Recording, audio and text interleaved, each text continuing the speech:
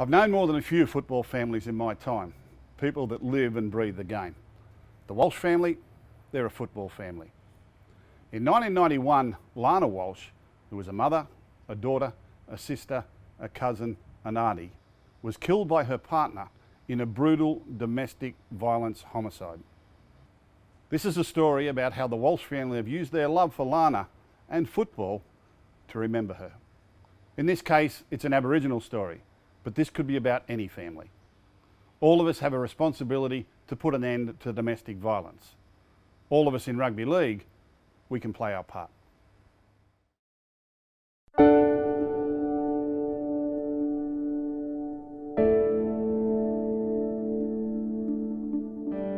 Football to me is just bringing family together, it's bringing community together. That was a big part of the reason why I set out to do Lana'S Warriors, was to try and bring my family back together.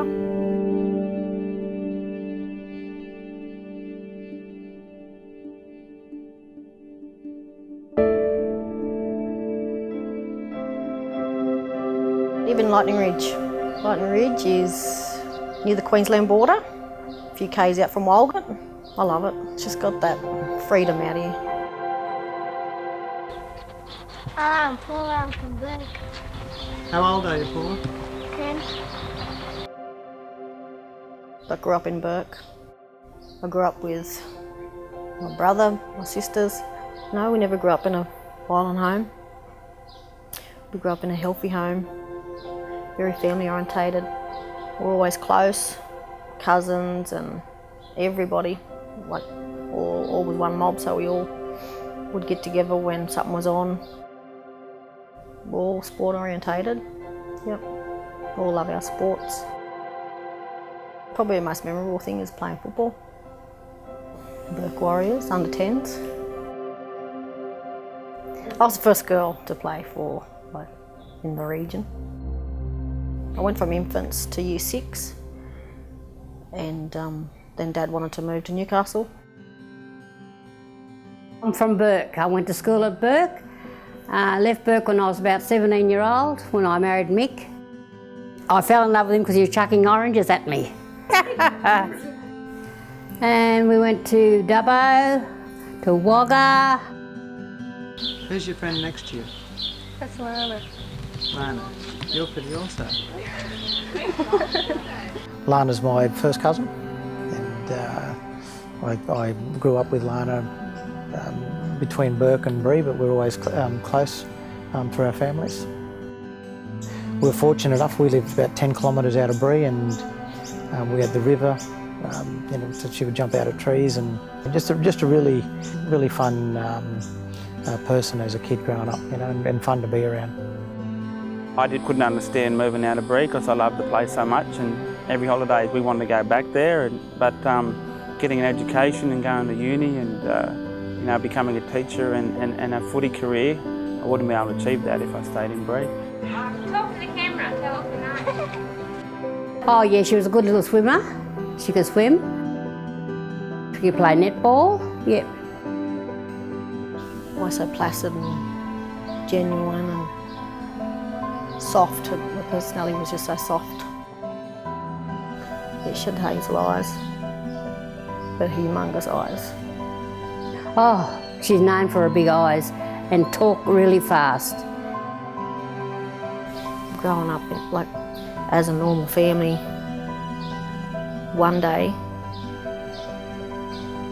and then a tragedy it's like a bomb. That's right, we're all happy until we lost Lana.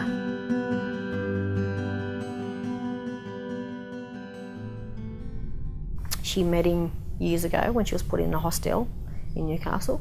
It wasn't a long relationship. I guess she thought she met the love of her life. The morning we lost Lana, I had a terrible feeling in my stomach. Paula was there and Mickey, and was on the radio because she was supposed to go to Dubbo with my other daughter to see her children. And I knew it was her. On the radio they kept saying, a woman was murdered at Belmont. It was at his mother's house, and it's a 4-bedroom house, and there was people in that house in every room. He stabbed her 14 times. He cut her face. No one stepped in. And we couldn't say goodbye because the undertaker said that she was, it would be hard for us to see her, you know, because she was slashed on the face. That was, you know, that's what hurts us more, not being able to say goodbye to her. In the end, it was a pretty violent, domestic violence case where, you know, she lost her life. And it was quite brutal in regards to how it all happened. 24 years ago. It's like yesterday, last week.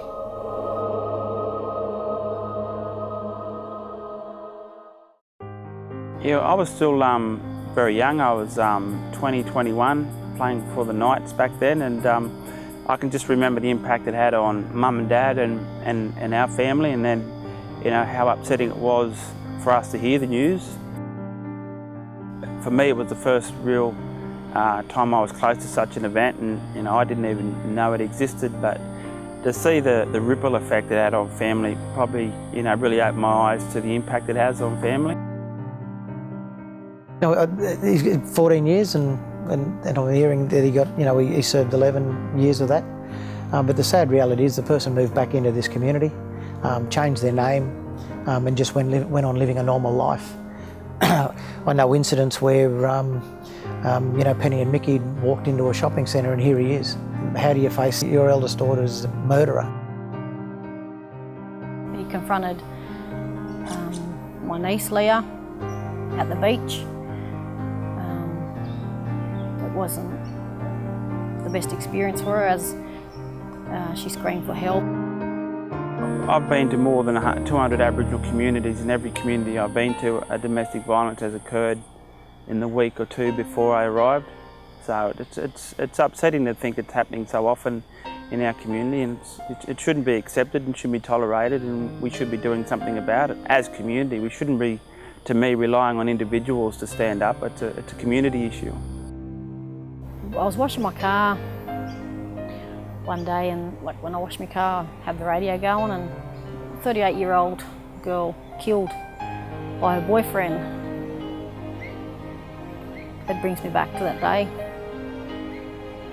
It brings me back to that day. Oh, I just miss her. I miss her hearing her chew that ice. I miss the way she talks, the way she walks.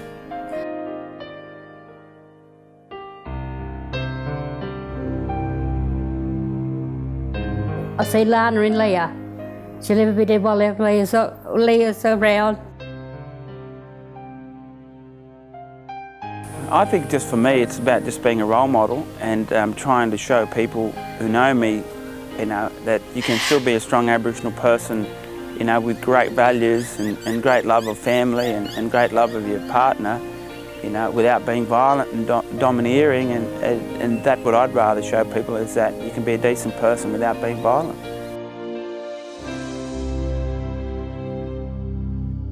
My sister Tanya moved from Sydney over to Newcastle to us. Well, she only had the one boy, which is Luke, and we put him in league as soon as he turned of age. It was our Saturday outing, yeah, early in the morning, freezing cold. And 2007, that's when I debuted here at Newcastle.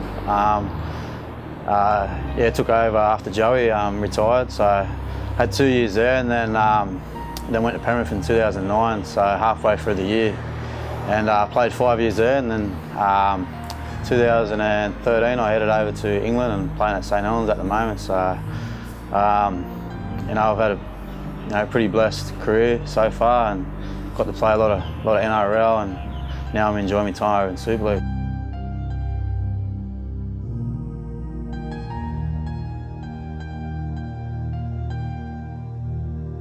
we're at the Spider Brown Oval, our local oval in Lightning Ridge. We play our home games, we host our games here. Everybody in the community comes together, and my family play in the seniors team, and I do a lot with the 14s with the training and mentoring with the young fellas. And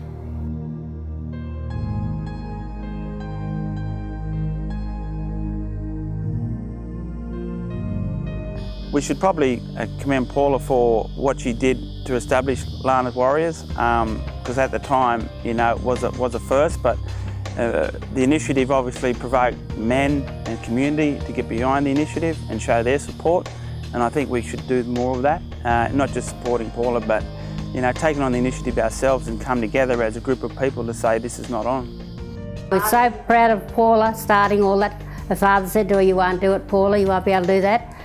And next bit there was Lana'S Warriors. We were on the field singing out for them. That 2010 knockout was probably pretty special, you know, because it's for Auntie Lana, and you know, good thing about it, Auntie Paula put the team together and put all the mob together, and it was something special, so something I'll never forget. Now we had people from all over the place, Warriner, Walgett, Burke, you know, Newcastle. Even though we got knocked out in the first game, but it was good to just play with, you know, your mob.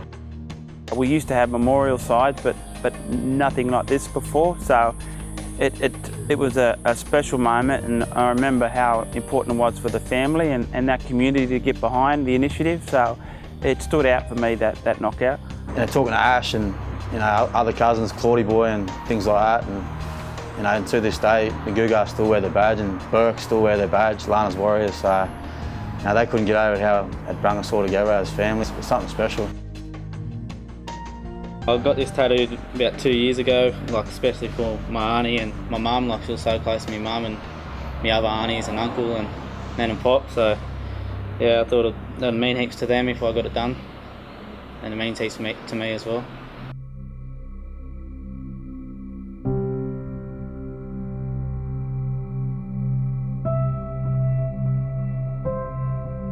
I helped get the Redbacks back in the comp after being out for 3 to 4 years, I think they were. In respect to, as I have family in the seniors team.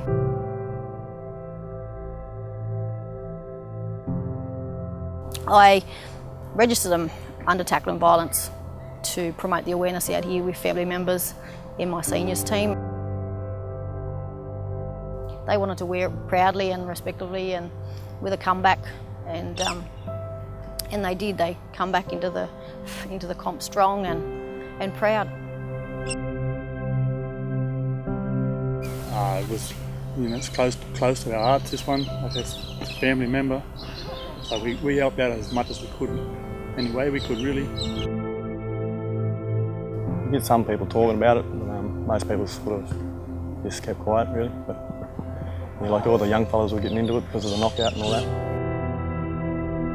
Since Paula's been promoting it out our way, it's probably picked up a bit, especially through the country rugby league. Sort of made it more aware to the younger generation, you know, what's going on with domestic violence. Yeah, it hurts me because, you know, non-Aboriginal people will be saying, gee, domestic violence is high in your culture. You know, and I don't like that, and I'd like to think, you know, from as a strong Aboriginal person, you know, we need to change that because it's not something we should be proud of.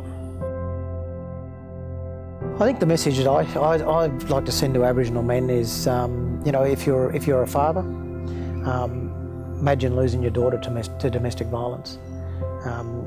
If you're a son, imagine the impact of losing your mum to domestic violence, or the impact of losing any family member to domestic violence. We had a normal functional family, and this stranger come into my life. He took my sister away. He took a mother away from 4 beautiful children. He took an aunt away from my children. He took a daughter away from my mother and father. He took away my big sister. And he damaged us as a family. I found happiness within bringing family together, and I try and keep her memory alive for myself through better things. If we don't smarten up and step up, step up as Indigenous people, then there's no one else to blame. There is no one else to blame other than ourselves, and it's a choice that we make. And sadly, too many people make the wrong choice.